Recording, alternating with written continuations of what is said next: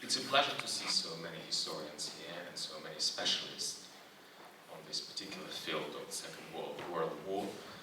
And I would like to thank you, the organizers of this conference, and Artur in particular, to bring all of us here. Because I think that this issue of collaboration and the case of Trawniki Guards is really important for the study and research of the general phenomenon of collaboration during the Second World War.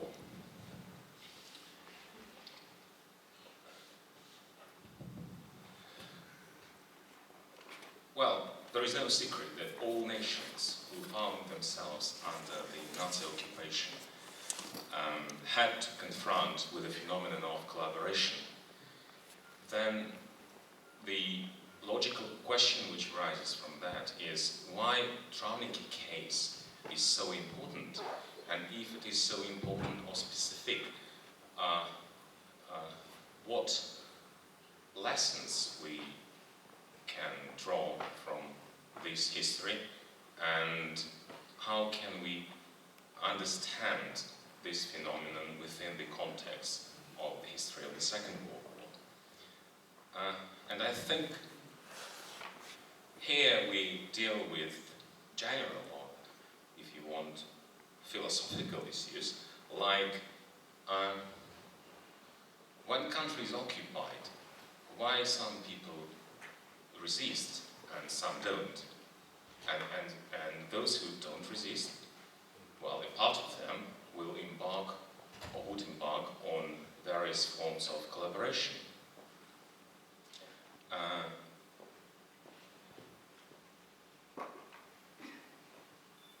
I myself was involved with the history of Soviet collaboration for many, many years, and when we discussed many aspects of that issue with various historians from many countries, we always thought that it might be a very good experience, a very good example to find a group of people united by one social background, one place of their service, and study them as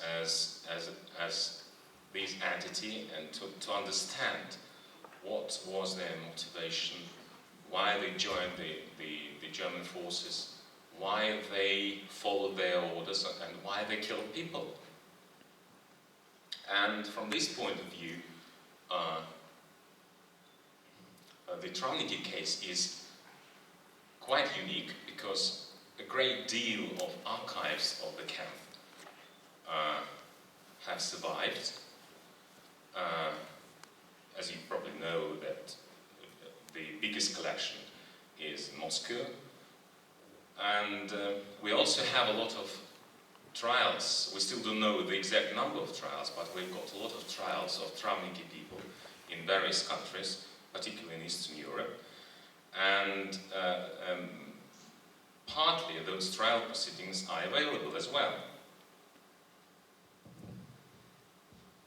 Well, I think that the factual history of the Trawniki Trawniki people was well presented by my colleagues, and I would like to share my own experience. Actually, Peter Black inspired me many years ago to study this phenomenon, and when I spent a year in America, I returned back to Moscow, and only in America I got to know that FSB archive had a lot of files in Trawniki, because in the 90s, due to the cooperation between the Americans and the Russian Federation decided to transfer a portion of documents, photocopies of documents to the American side. And when I went back to Moscow, I wrote a formal letter to the director of FSB, and they allowed me to deal with those originals.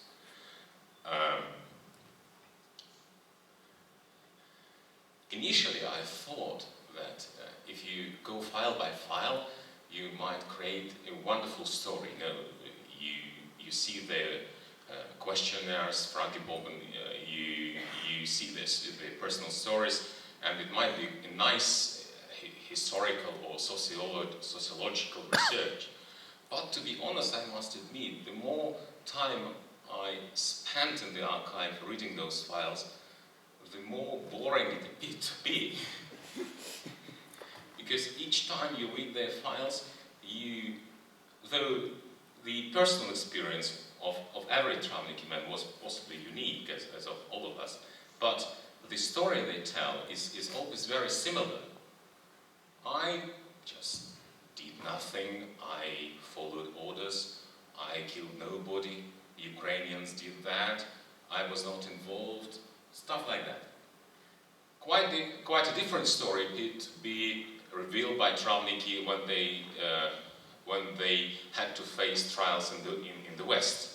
They normally blamed KGB for forging documents from the Trawniki camp, or prosecuting or trying to pursue them for their anti-communist views. And to the best of my knowledge, I think I read about 3,000 files, something like that.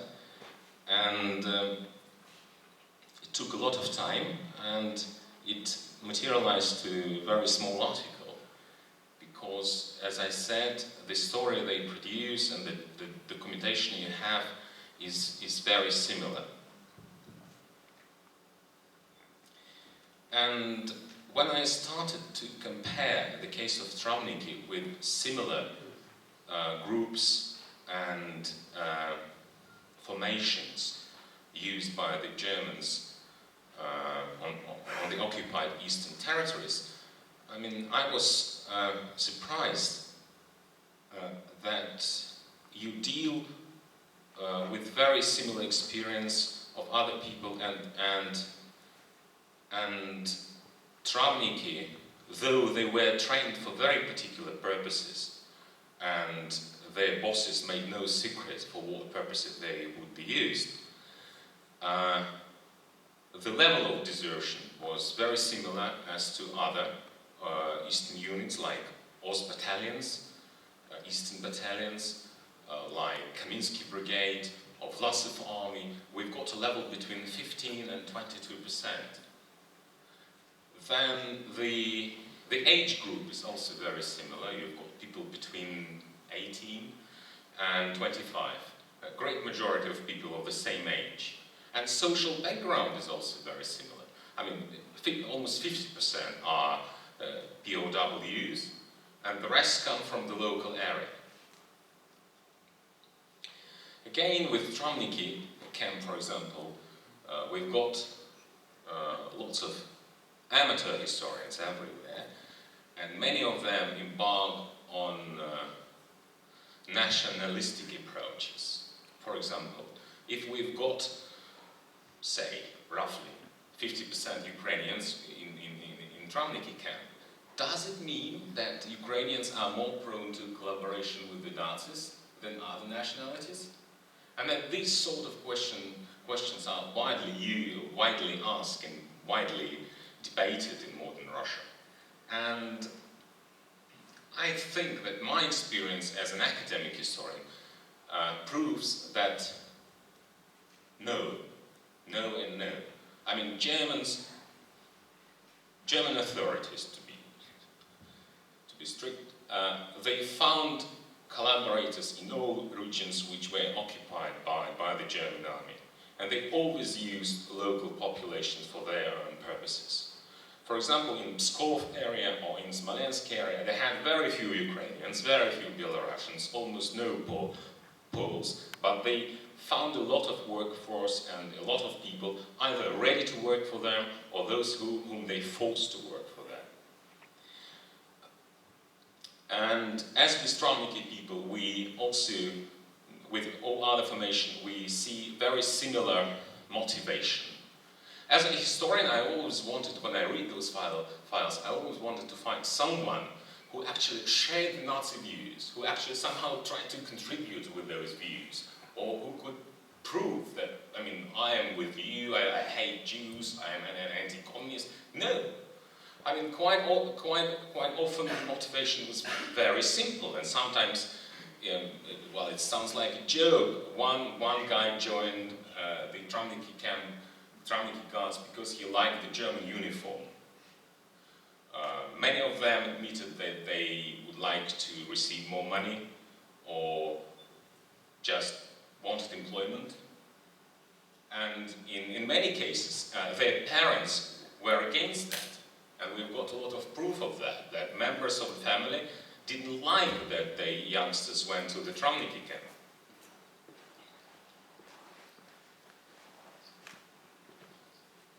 Though, one conclusion with which I could make, studying and comparing Trawniki with other formations, is that the longer the member of the formation stick to the service, the longer he stayed in the rank, the more devoted he became to the Nazi case.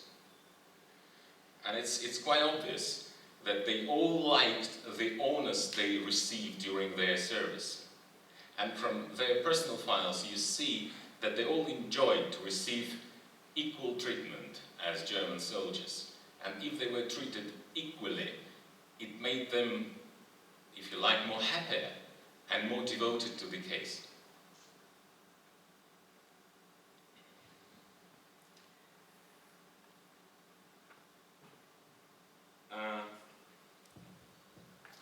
There's also one painful question which we have to ask or to answer somehow. That is, 70 years after the war, why Russia still keep many of those files secret? Why are they not available for the academics? And is there any high politics involved, as, say, under the Soviet regime? Under the Soviet Union, it was very simple. Motivation was normally connected with ideology. The Soviet Union